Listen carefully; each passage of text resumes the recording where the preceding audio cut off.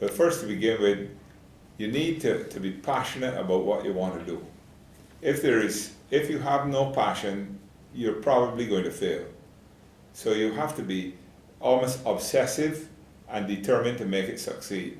Having determined what you're passionate about, you need to plan to discover by checking the market, is this product or service that you're going to offer in demand? What is the demand? How much is the market share that you're likely to be able to get? What is the size of the market?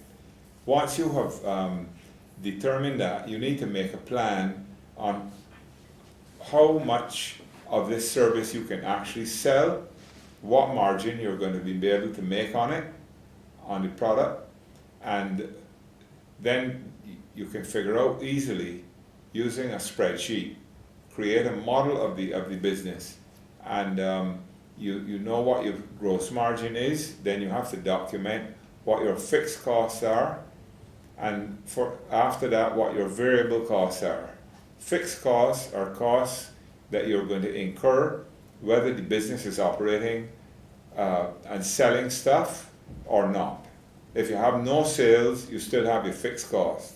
You still have to pay your staff, you still have to pay your national insurance and all those things, and rent for premises if you're going to operate in a rented space. All those things are fixed costs. And variable costs are costs that vary with the volume of your sales. Like material that goes into the product would be a variable cost.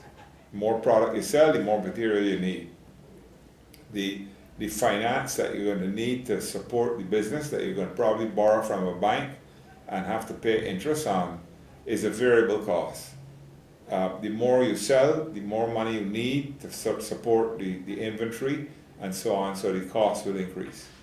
Then once you know what your fixed and your variable costs are, you can easily project what your break-even point is.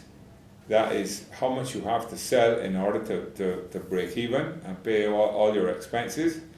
And then you can figure out, if you increase the sales over and above break even, how much money you're going to make at the end of the day. And of course, if you start making a profit, you know that the government is going to come for 25% of that as income, as tax. You have to be sure that you're going to be paying your national insurance and so on for your employees. And because a lot of small businesses do not do that, and it's not right. You collect PAYE from people and then don't pay it to the government. It's not right. Do not ever think that you can run a business successfully by playing those tricks. Now, having started your business, there are golden rules that I have outlined and expanded on in a little book that I wrote many years ago. The first golden rule is to safeguard your credibility. Once customers or other people, even your staff or your bankers or whatever, start to doubt your credibility, you're lost. So your credibility is vitally important to maintain the truth, tell the truth. It's as simple as that. And you have to be honest with your bankers. Do not try to, do not go along thinking that the bankers are not intelligent people. They are very intelligent people, and they'll sit down in front of you and you're telling them a lie, and they'll know that you're lying to them. And they'll smile in your face and tell you, I'm sorry, I can't lend you the money. And you'll wonder why. but it's because they have detected that you're not being honest with them. Another thing is you need to be fair with your customers. If a customer comes along and believes that you're giving them a good deal, they will want to deal with you. If you give them a better deal than they expect, they'll want to deal with you even more. My first motto was, the secret to success is to give more for less. The people who I had working with me at the time when I introduced that and put it up on the wall told me that you're crazy. How can you give more for less? I said, well, that's our job collectively to work out how to do it. How we have to work on how to give the customer more for less, because then it will keep coming back.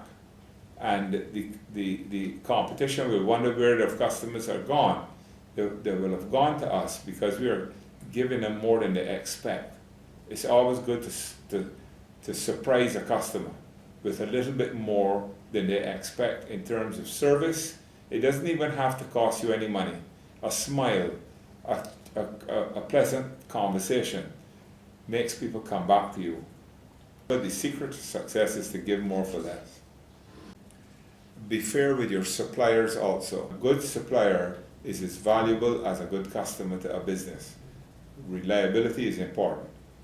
And the next thing you need to do is to put a system in place to control your inventory.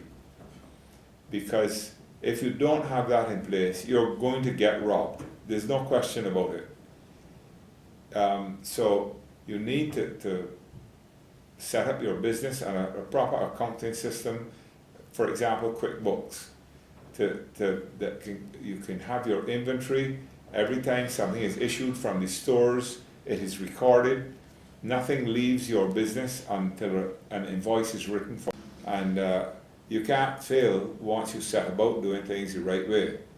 And you have a product that you're passionate about that is in demand in the marketplace. I'm not saying that you're passionate about flying saucers so you can make them to try and sell them, because nobody wants a flying saucer.